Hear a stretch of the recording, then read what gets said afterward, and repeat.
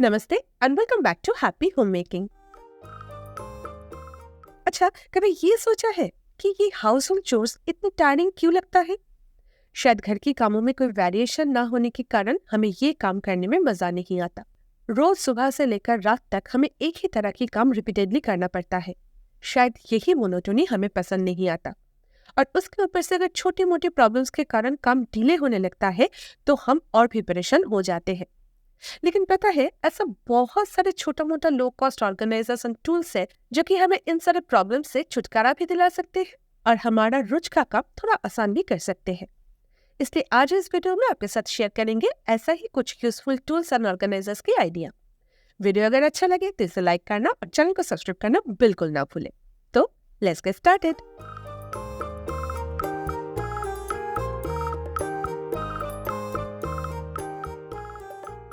मेरा ये छोटा सा क्रॉकरी यूनिट तो आपने देखा ही होगा।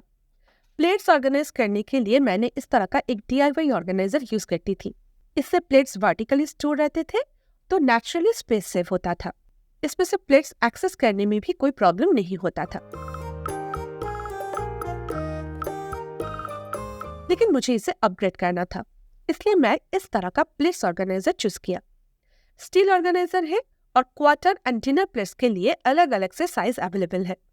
काफी स्टडी ऑर्गेनाइजर है। इसमें भी प्लेट्स को वर्टिकली स्टोर किया जा सकता है।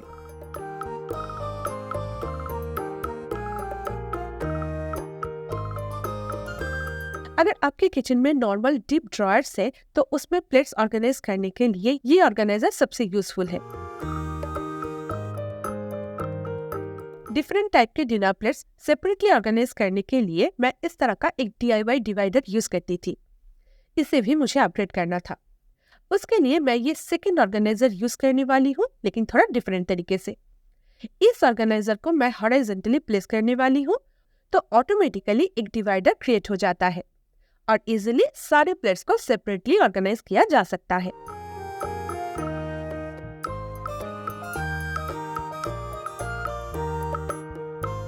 तो इस तरीके से प्लेट्स ऑर्गेनाइजर यूज करके छोटा सा स्पेस को भी मैक्सिमाइज किया जा सकता है।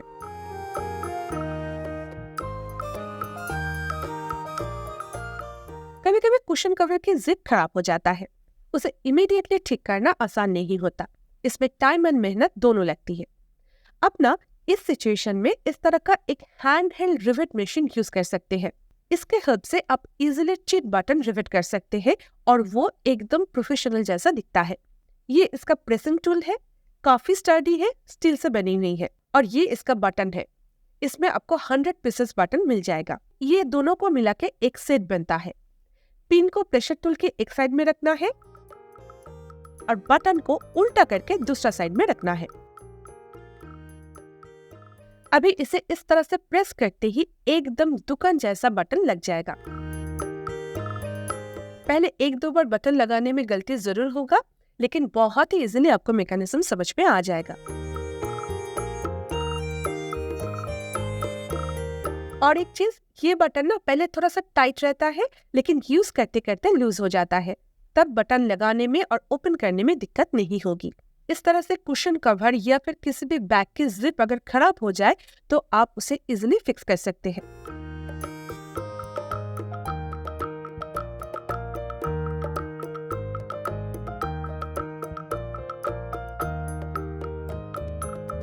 नॉट ओनली दैट, आप किसी भी शर्ट या टॉप्स के अनकंफर्टेबल नेकलाइन को भी इसके हेल्प से फिक्स कर सकते हैं। टॉप्स या शर्ट के नेकलाइन अगर अनकंफर्टेबल है तो हम नॉर्मली सेफ्टी पिन यूज करते हैं या फिर उसे स्टिच कर लेते हैं। लेकिन इस टूल को यूज करके आप इजीली बटन ऐड कर सकते हैं और वो दिखने में भी अच्छा लगता है।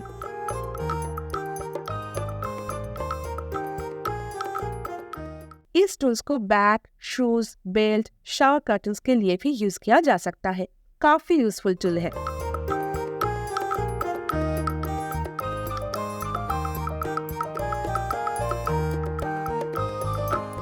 किचन में ग्रोसरीज के ओपन पैकेट्स न रखें तो ही अच्छा है। लेकिन अगर आपके किचन में ओपन पैकेट्स रह जाता है तो आप इस तरह के सीलिंग कैप यूज कर सकते हैं। इसमें इस तरह का एक क्लिप दिया हुआ है और उसके साथ एक नोजल भी है।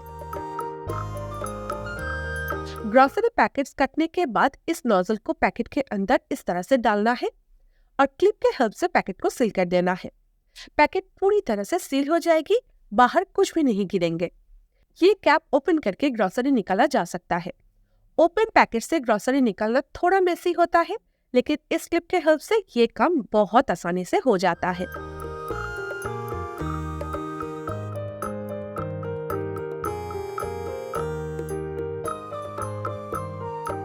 विंटर में फैन का तो कोई यूजेस नहीं है, इसलिए इसे अगर कवर ना करके रखे तो बहुत ज्यादा डस्ट जमने लगता है और बाद में क्लीन करना मुश्किल हो जाता है, खास करके स्टैंड फैन या फिर वॉल फैन को जिसमें इस तरह की जाली लगा हुआ होता है। सीलिंग फैन का कवर तो आपके पास जरूर होगा। स्टैंड फैन को कवर करने के लिए आप इस तरह का कवर यूज कर सकते हैं। ये एक वाटरप्रूफ कवर है, पीछे जिप दिया हुआ है, तो स्टैंड फैन इजिली कवर हो जाता है।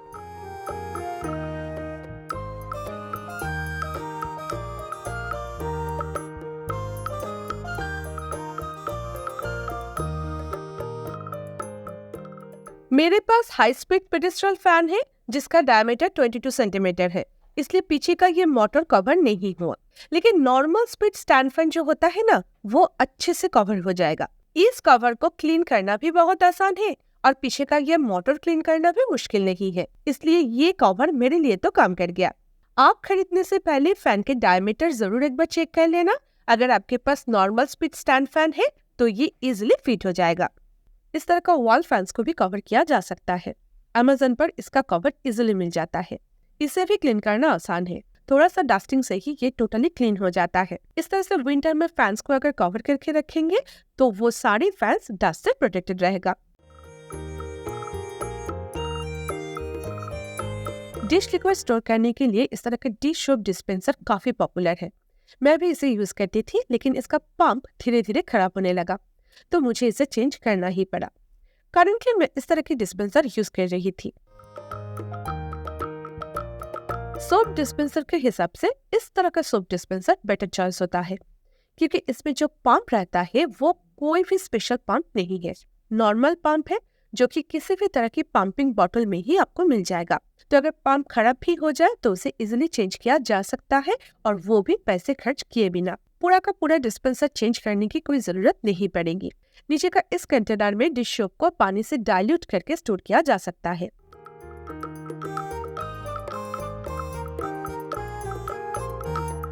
पंप करते ही डिश लिक्विड निकल कर आ जाएगा। इसमें स्क्रबर रखने के लिए भी अलग से स्पेस दिया हुआ है,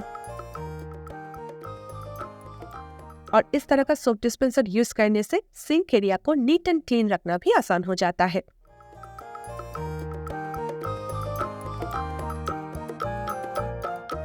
शर्ट की कॉलर क्लीन करना शायद सबसे मुश्किल काम है। लाइट कलर शर्ट या फिर यूनिफॉर्म की कॉलर अगर गंदा रहे तो अच्छा नहीं लगता, और क्लीनिंग भी टाइम कंज्यूमिंग होता है। इसलिए आप ना इस तरह का एक कॉलर प्रोटेक्टर यूज कर सकते हैं। इस तरह का एक सेल्फ एडहेसिव रोल मिल जाता है। इसे सिर्फ कट करना है, पील करके कॉलर के जो इनर पार्ट है ना, जो पार्ट नेक के साथ टच होता है, उस जगह पर इसे लगाना है। इससे क्या होगा, स्वेट्स एंड डस्ट की वजह से कॉलर गंदा नहीं होगा, ये स्ट्रिप गंदा होगा।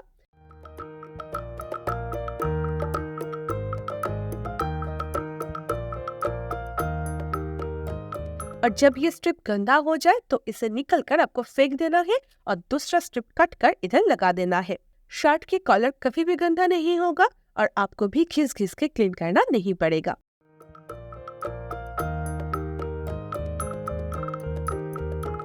रोज यूज होने वाले हैंड बैग, स्कूल बैग्स रखने के लिए अगर कोई डेडिकेटेड स्पेस ना हो तो सारे बैग्स नॉर्मली इधर उधर पड़े रहते हैं और मेस क्रिएट करते हैं। मेरे घर में भी ऐसा ही होता था, इसलिए मैंने एक over the door bag organiser use करना शुरू किया। इसमें 5 हुक्स दिया हुआ है और हुक्स काफी मजबूत है, तो बैग्स की वेट इजिली कैरी कर सकते हैं। इसमें ऑलमोस्ट 10 बैग स्टोर किया जा सकता है, तो ये ऑब्वियस है कि रोज यूज होने वाले सारे बैग्स इसमें इजिली आ जाएंगे। इस तरह से डोर के पीछे का स्पेस भी यूटिलाइज हो जाता है। दूसरा बैग को डिस्टर्ब ना करके कोई भी बैग एक्सेस किया जा सकता है। तो इस तरह के ऑर्गेनाइजर यूज करने से स्पेस तो सेव होता ही है, उसके साथ साथ अनयूज्ड स्पेस भी यूटिलाइज हो जाता है और घर को क्लीन रखना भी आसान हो जाता है।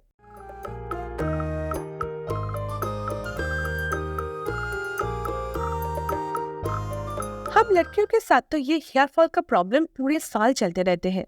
बड़े बुजुर्ग ने हेयर की रूट स्ट्रॉन्ग करने के लिए ऑनियन जूस यूज करने के लिए सजेस्ट करते थे, क्योंकि ऑनियन के जूस बालों की जड़ों को स्ट्रॉन्ग बनाता है, लेकिन वो बहुत टायरिंग प्रोसेस है।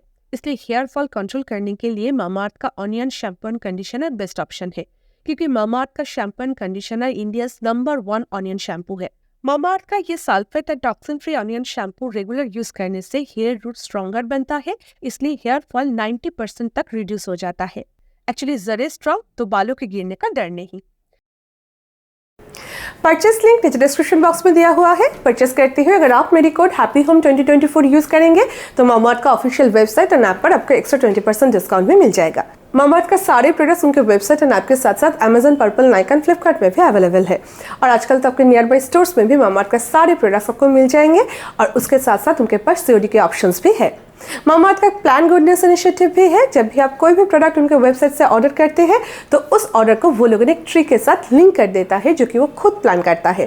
By 2025 Mamaearth is aiming to plant 1 million tree as a part of this initiative. Hair fall reduce करने के लिए मामाअर्थ का ऑनियन शैम्पू एंड कंडीशनर जरूर ट्राई करके देखें। किचन के डेली एसेंशियल आइटम्स जैसे कि धनिया, मिर्ची, अदरक, लहसुन, ये सारी चीजें एक साथ रखने से काम बहुत जल्दी होता है। मैं इन सारी चीजों को एक साथ रखने के लिए एक फ्रिज ऑर्गेनाइजर यूज करती हूँ, लेकिन इसका साइज थोड़ा ज्यादा है, इसलिए ये ना फ्रिज में काफी स्पेस ऑक्यूपाई करके रखती थी। इसलिए मैंने इसे चेंज करके इस तरह का एक नैरो डिवाइडर बास्केट यूज करना स्टार्ट किया। इसका डिवाइडर एडजस्टेबल है, तो आप अपने नीड्स के अकॉर्डिंग इस डिवाइडर को प्लेस कर सकते हैं। इसमें सारे सामान इजीली आ भी जाता है और स्पेस भी कम ऑक्यूपाई करते हैं।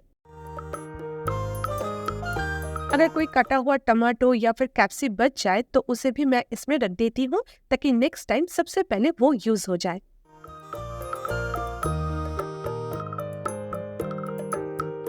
अभी देखिए पहले से कितना सारा स्पेस निकल कर आया है, इसलिए सही ऑर्गेनाइजर चूज करना बहुत जरूरी है।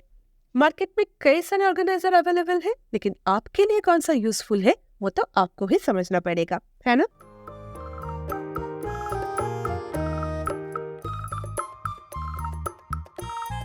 माइक्रोवेव में आलू, दाल, सब्जी ये सब जल्दी बॉईल होता है। माइक्रोवेव बोल के साथ अगर लीड नहीं है तो इस तरह के सिलिकॉन लीड यूज किया जा सकता है। इसके हेल्प से बोल को कवर करके आप वेजिस बॉईल कर सकते हैं। ये ना बोल को एयर टाइट करके कवर कर सकते हैं। जब हम आटा लगाते हैं या फिर बेकिंग के लिए डो तैयार करते हैं तो उसे रेस्ट देने के लिए भी ये सिलिकॉन कवर यूज किया जा सकता है। लिड का सक्शन बहुत ही स्ट्रांग है, किसी भी तरह की बोल को ये एयरटाइट कंटेनर में कन्वर्ट कर सकते हैं और इस तरह के लिड्स तो बहुत ज्यादा हैंडी भी होता है।